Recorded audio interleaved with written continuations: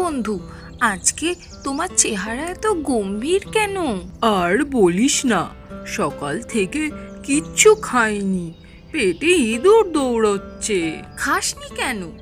গাছে তো অনেক ফল, মাঠে তো অনেক শস্য, তাহলে?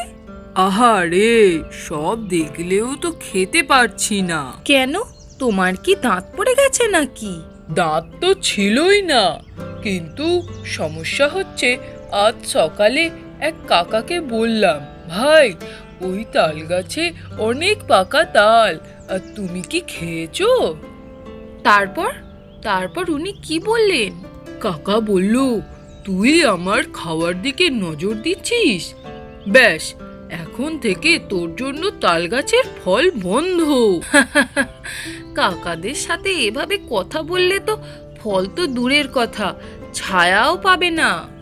বুঝেছি, তাই ভাবছি আজ থেকে চুপচাপ খাবো, বেশি কথা বলবো না। হ্যাঁ, তুমি চুপচাপ থাকবে। এই কথা শুনে হাসতে হাসতে আমার পেট ব্যথা হয়ে গেল।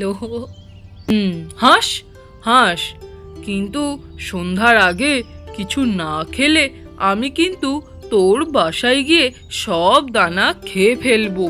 আরে আরে আরে, ঠিক আছে, চলো একসাথে খেয়ে নি, তাহলে তোমাকে আর আমার বাসায় ঢুকতে হবে না।